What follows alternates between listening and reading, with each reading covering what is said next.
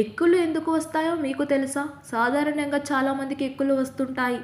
తినే ఆహారం జీర్ణం కాలేదని, లేకపోతే మనల్ని ఎవరో తలుచుకుంటే ఎక్కులు వస్తాయని చాలామంది భావిస్తారు. కానీ ఎక్కిళ్ళు డయాఫ్రమ్ వల్ల వస్తాయట. ఛాతీ కిందుగా కడుపు పై భాగాన ఉండే వర్తులాకార పొరను డయాఫ్రమ్ అంటారు. ఇది శ్వాసక్రియను నిర్వర్తించే సమయంలో ఆహారం తీసుకునేటప్పుడు కదిలి శరీరంలోని ఒత్తిడిని సమానంగా ఉండేటట్లు చేస్తుంది. దీన్ని నియంత్రించడానికి మెదడులో ప్రత్యేక కేంద్రం ఉంటుంది. దీని నుంచి వచ్చిన ఫ్రెనిక్ నాడి డయాఫ్రమ్ వరకు ఉంటుంది. డయాఫ్రమ్ ఊపిరి పీల్చినప్పుడు ముడుచుకొని ఉంటుంది. ఊపిరి వదలగానే మళ్ళీ నార్మల్ అయిపోతుంది.